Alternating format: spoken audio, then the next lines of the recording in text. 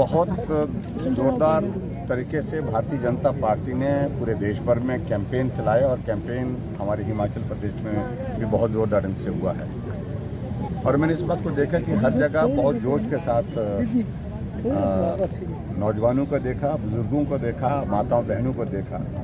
सब लोग चाह रहे हैं कि मोदी जी एक बार देश के प्रधानमंत्री फिर से बने। और इस भाव के साथ आज आप लोगों ने देखा कि जब चुनाव प्रचार अभियान का अंतिम दौर चल रहा है और अंतिम दिन है, आज भी यहाँ पर कुल्लू में जो सभा संबोधित की हमारे योगी जी ने, तो आप उसमें उत्साह देखें।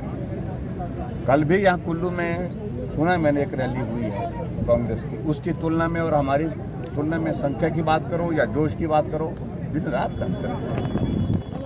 और इसलिए पूरा देश मान चुका है और हिमाचल प्रदेश भी देश के साथ चल पड़ा है, यानी कि मोदी जी को देश का प्रधानमंत्री बनाने के लिए मंडी लोकसभा क्षेत्र से भी,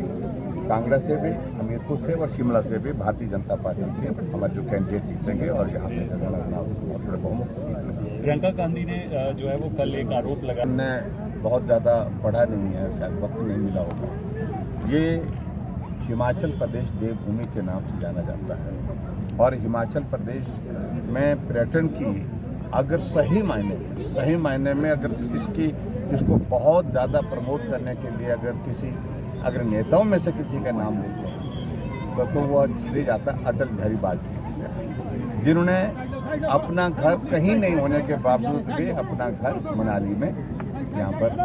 स्वीकार किया, यहाँ बनाया और यहाँ उस घर में रहते थे। एक नेता के रूप में भी आते थे, एक कवि के रूप में भी आते थे और प्रधानमंत्री के रूप में भी यहाँ से हमने देखा एक हफ्ता तक पूरे देश का संचालन मनाली के बिरनी के गांव से होता है। हम उस वक्त साथ भी होते थे, इकट्ठा होकर के काम करते थे। तो मुझे लगता है कि शायद उनको इतिहास का मालूम नहीं है। ये अटल टनल रोहतांग जो आदरणीय प्रधानमंत्री नरेंद्र मोदी जी ने पूरी की, अटल जी ने उसकी नींव रखी, वो उनका एक बहुत बड़ा कॉन्ट्रीब्यूशन, एक विजन है एक इस दिशा में लोगों की सुविधा की दृष्टि से भी और उसके साथ पर्यटन की दृष्टि से उसने बहुत बड़ा कॉन्ट्रीब्यूट किया है। मैं समझता हूँ कि उनकी जानकारी बहुत कमज़ोर है क्योंकि उनका वास्ता ज़्यादा पड़ा नहीं हिमाचल प्रदेश से, इसलिए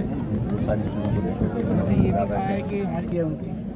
वो उसको उठाने की कोशिश कर रहे हैं। ज़मीन पर धराशायी हुई पड़ी है, इसलिए पड़ी है क्योंकि राज्यसभा में बहुमत होने के बावजूद भारतीय जनता पार्टी का सांसद दिल्ली पहुंच गए, क्योंकि ये मालूम होना तो ये चाहिए था नैतिकता के आधार पर मुख्यमंत्री को कहते त्याग पत्र दीजिए। लेकिन अब जो बातें चल रही हैं कि कांग्रेस पार्टी नेतृत्व परिवर्तन करेंगे, लेकिन हमारा ये मानना है कि नेतृत्व परिवर्तन से गुजारा नहीं होगा, सरकार परिवर्तन नहीं होगा।